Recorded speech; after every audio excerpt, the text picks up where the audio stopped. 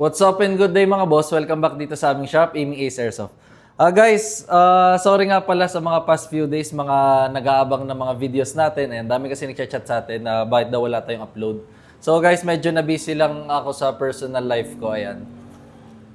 So ngayon, balik na ulit tayo sa pag-upload, pag-video ng mga units. Though yung mga shippings naman natin talaga binivideohan pa rin namin before ship.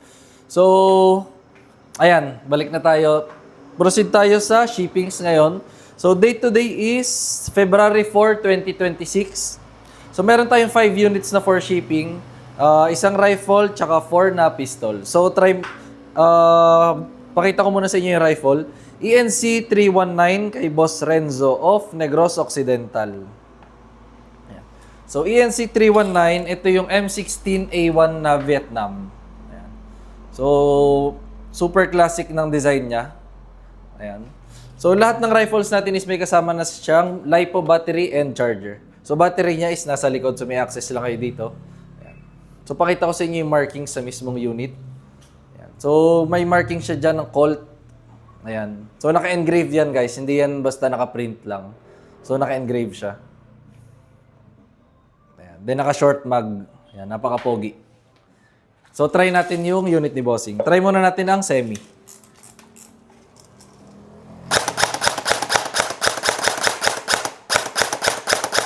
Yan. Full auto naman. Try natin.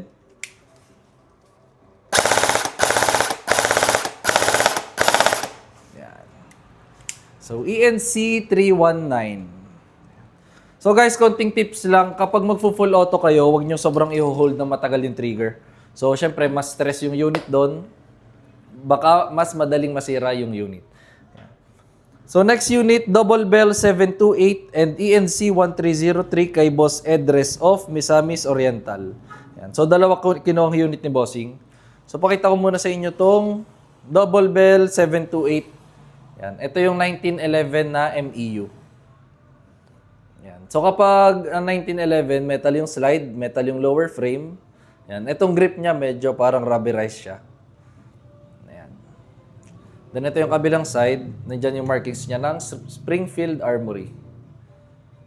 So, magazine capacity, 25 rounds. Then kapag double bell, may kasama siyang gun case. Ayan.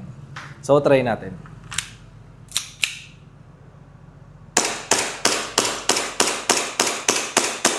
Ayan. Slide lock, meaning wala na siyang BBs. So kapag ganyan, release magazine, then release the slide, rest the hammer by pressing the trigger. So second unit ni Bossing, itong ENC 1303. Ito naman yung Glock 19 Gen 5. So Glock 19, ito yung mas maliit na version. So standard size kasi ng Glock is Glock 17. Then kapag Glocks, metal yung slide, polymer yung lower frame. Yan, makikita nyo naman yung markings niyan. So naka-engrave din siya. Napakaganda.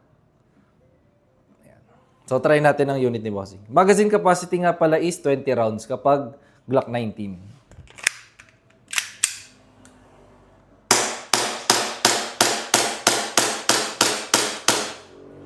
Slide lock. Next unit is ENC 1104 kay Boss Elton of Palo, Leyte. So, 1104, ito naman yung Glock 17 na TTI. Yan.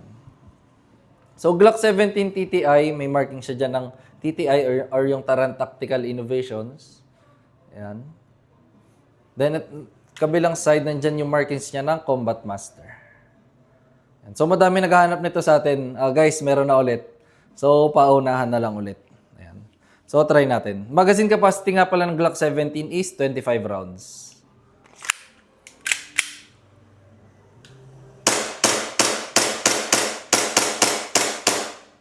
Slide lock. Last unit is ENC 1102 kay Boss John of Pampanga.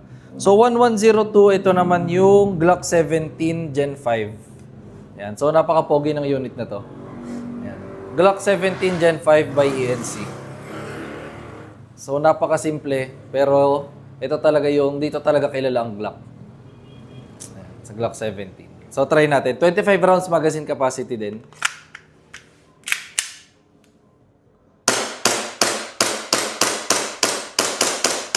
Ayan, slide lock.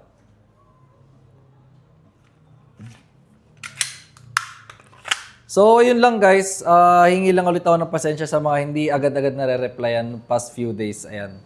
So, na-busy lang din tayo. Tapos, mga bossing, process na rin namin itong shippings and update namin kayo through chat. So, if may inquiries kayo, message lang kayo sa aming page, Aiming Ace by CJO. Thank you.